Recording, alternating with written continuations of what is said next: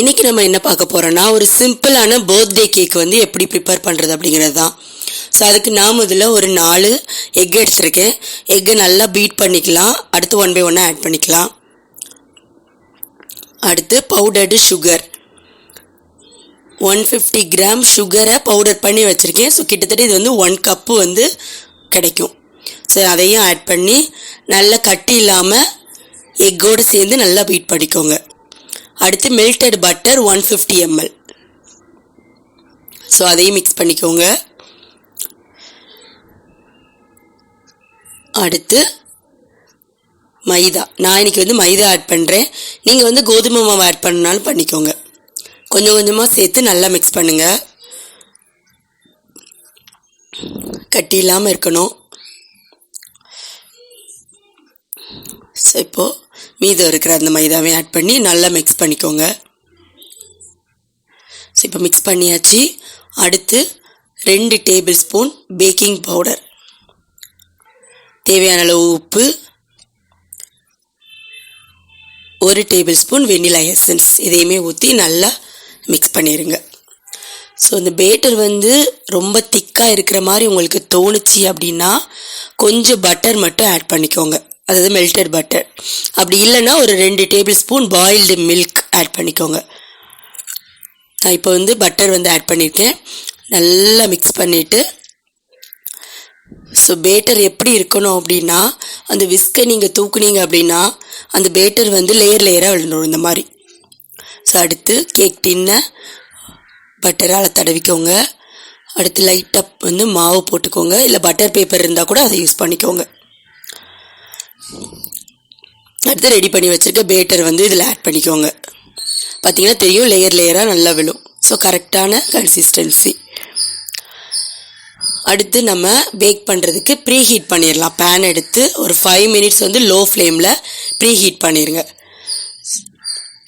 அந்த ஹோலை வந்து பிளாக் பண்ணிடுங்க. 5 மினிட்ஸ்க்கு அப்புறமா ஓப்பன் பண்ணி, ஸோ இந்த கேக் பேட்டர் இருக்குல்ல, ஸோ அதை உள்ளே வச்சு க்ளோஸ் பண்ணிடுங்க.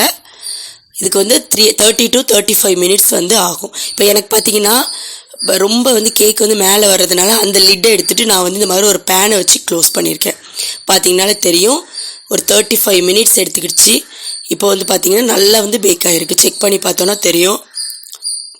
ஸோ இப்போது நல்லா கூலானதுக்கப்புறமா நான் வந்து சைடெல்லாம் நல்லா கட் பண்ணுறேன். அப்போ தான் வந்து ஈஸியாக நம்மளால் கேக்கு தனியாக எடுக்க முடியும். ஸோ இந்த மாதிரி சைடை கட் பண்ணிவிட்டு ஃப்ளிப் பண்ணுங்க. கேக் அப்படி தனியாக உங்களுக்கு வரும். ஸோ லைட்டாக அந்த டின்னோட பேக்கை தட்டிக்கோங்க. ஸோ கரெக்டாக அப்படியே வந்துருச்சு, எதுவுமே பியலை.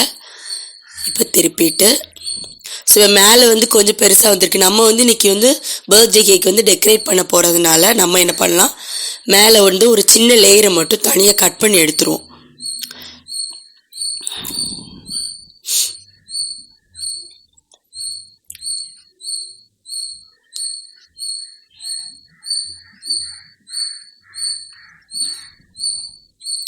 ஸோ இப்போ எடுத்து பார்த்தீங்கன்னா தெரியும், உள்ளேயுமே நல்லா பேக் ஆகிருக்கு. எவ்வளோ சாஃப்டாக இருக்குன்னு பாருங்கள்.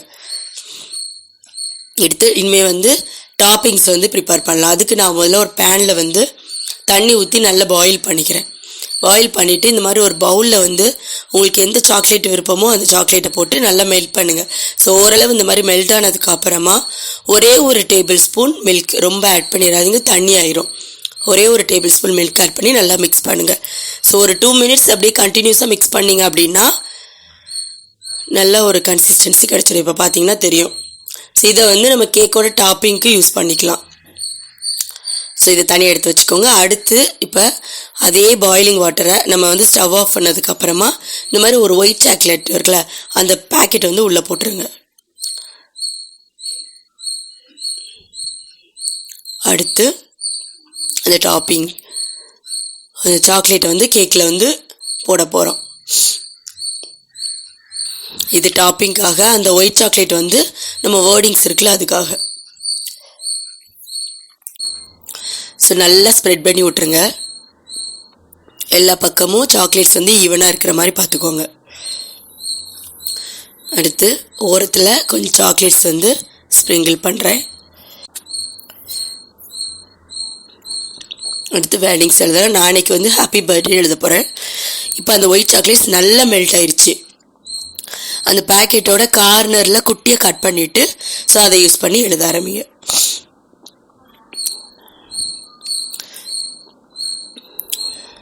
ரொம்ப ஈஸியான ஒரு கேக் ரெசிபி. கண்டிப்பாக ட்ரை பண்ணுங்கள். தேங்க்யூ.